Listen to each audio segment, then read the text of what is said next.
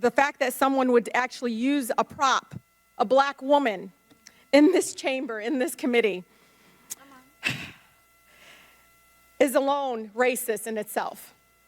Donald Trump is setting a precedent. Mr. Chairman, I ask that her words be taken down. Donald Trump is setting a precedent. I reclaim my time. Mr. Chairman, Trump is setting a precedent. Mr. Chairman. Mr. Cohen, with this, do you think the President of the United States is making decisions in the best interest of the American people? No, I don't.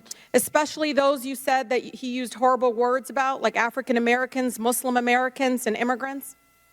Yes. Just to make a note, Mr. Chairman, just because someone has a person of color, a black person working for them, does not mean they aren't racist. And it is insensitive that some would even say it's the fact that someone would actually use a prop, a black woman, in this chamber, in this committee, is alone racist in itself.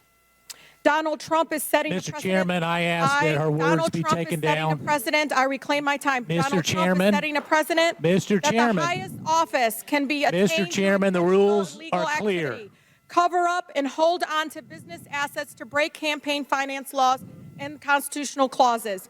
What we have here, Mr. Chairman, is criminal conduct and the pursuit of the highest public office by Mr. Cohen and Individual 1.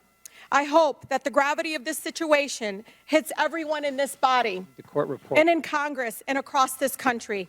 Thank you, Mr. Chairman. I yield the rest of my time. Mr. Chairman, I ask that her words, when she's referring to an individual member of this body, be taken down and stricken from the record. I'm sure she didn't intend to do this, but if anyone knows my record as it relates, it should be you, Mr. Chairman. Chairman, I would like to. Hold on. I want the words read back. No. We want to know exactly what she said me. about a colleague. Excuse me. Would you like to rephrase that statement, Ms. Tlaib? Thank you, Mr. Chairman. I can actually read it from here. Just to make a note, Mr. Chairman, that just because someone has a person of color, a black person working for them, does not mean they are racist. And it is insensitive that someone would even say racist, say it is racist in itself, and to use a black woman as a prop to prove it otherwise. And I can submit this for the record.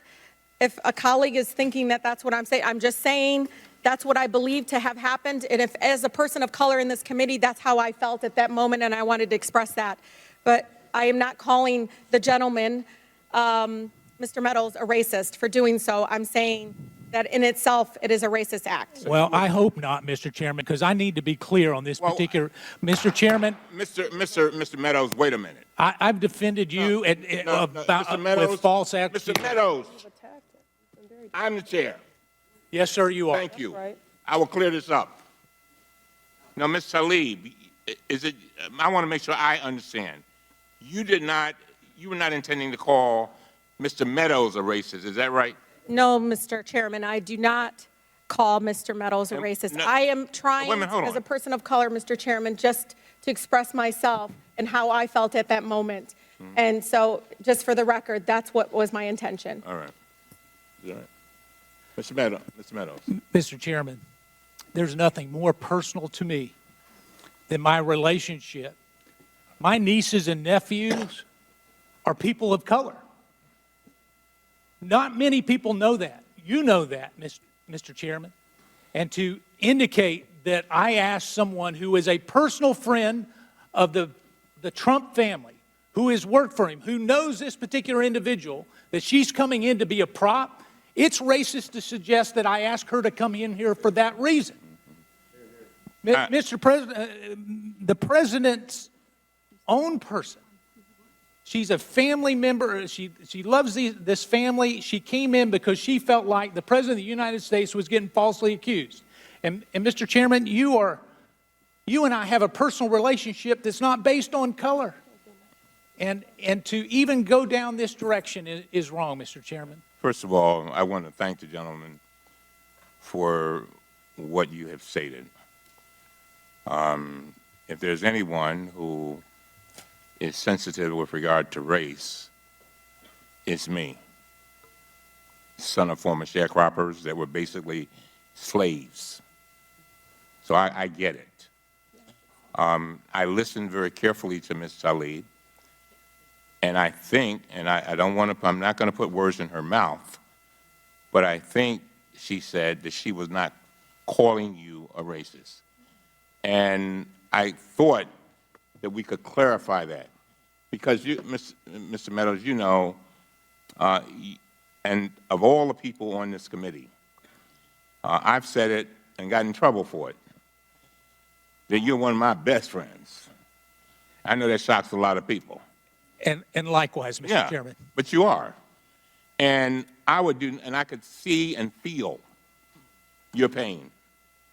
I feel it. And so, and I don't think Ms. Tlaib intended to cause you that kind of pain and that kind of frustration. Did you have a statement, Ms. Tlaib? I'm going to yield to you. We need to straighten this up. Mr. Chairman, and to my colleague, Mr. Meadows, that was not my intention, and I do apologize if that's what it sounded like, but I said someone in general. And as everybody knows in this chamber, I'm pretty direct, so if I wanted to say that, I would have, but that's not what I said. And thank you, Mr. Chairman, for allowing me to clarify. But again, I said someone. And again, I was not referring to you at all as a racist.